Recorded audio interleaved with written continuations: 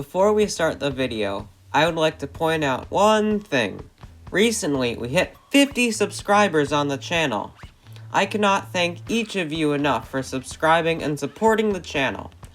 I also want to thank all of you that have watched the videos. I would hate for you to miss any of the videos, so consider subscribing to help Cycling with Sully grow. Now, let's get into the video. Hello and welcome to The Flow. Today on Cycling with Sully, we are comparing the 2021 model years of the Trek Roscoe 7, the Specialized Fuse 27.5, and the Giant Fathom 2.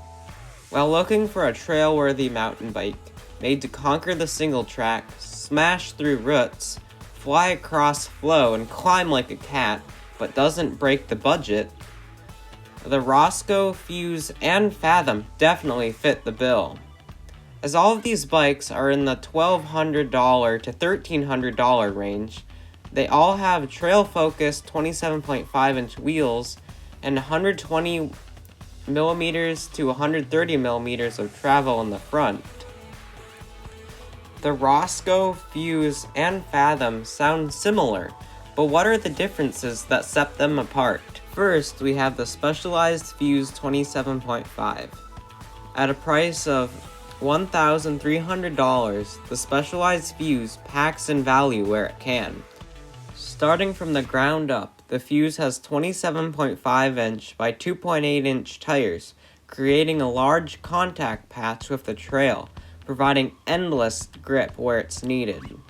Sporting a RockShox Judy silver TK air fork with 130mm of travel, the Fuse has the most amount of travel of all three of these bikes. A Shimano 11-speed drivetrain with an 11 to 51 tooth cassette offers a wide range of gears to choose from while on the trail. A Trans-X 120mm dropper post gets the saddle out of the way when going down the steepest sections of the trail. And last but not least, Shimano MT200 hydraulic disc brakes slow the bike down after bombing down the trail. Second, we have the Trek Roscoe 8. At a price of $1,279.99, the Trek Roscoe has the quality to back up its performance.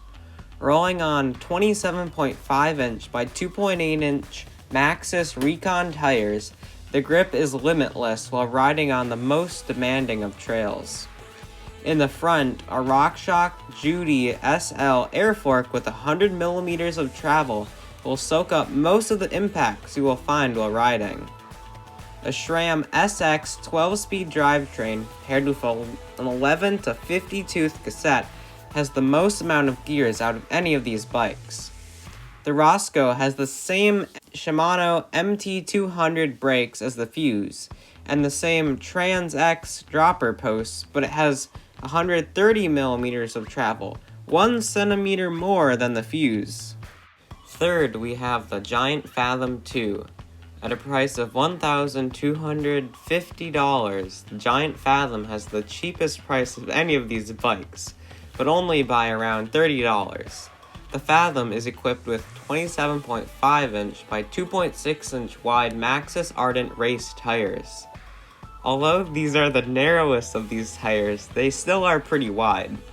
If you're worried about not having a stiff enough fork, the Fathom might make you change your mind, because the Fathom has a house brand 130mm travel air fork with 34mm stanchions, keeping a nice stiff ride.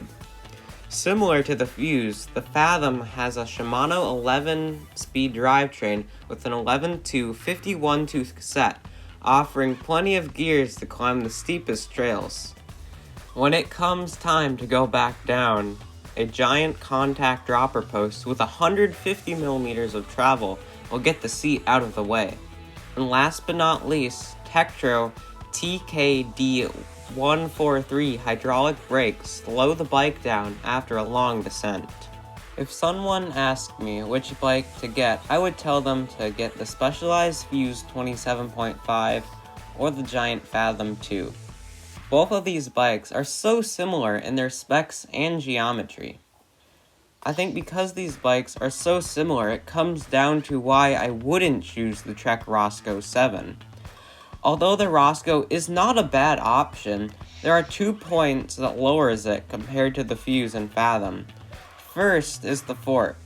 This isn't a bad thing, but the Roscoe only has 120mm of travel. Even though a 10mm difference isn't much of a difference, it still is less than the Fuse and Fathom.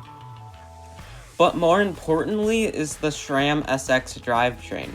Yes, I know, it is a 12-speed drivetrain with the 10 to 50 tooth range, but after looking at a few reviews of the SX drivetrain, I think the Shimano Diori 11-speed drivetrain is a better option. Overall, all of these bikes are a great pick, and it really all comes down to what bike fits you the best. If you found this video helpful, or even just entertaining, please consider subscribing to help Cycling with Sully grow.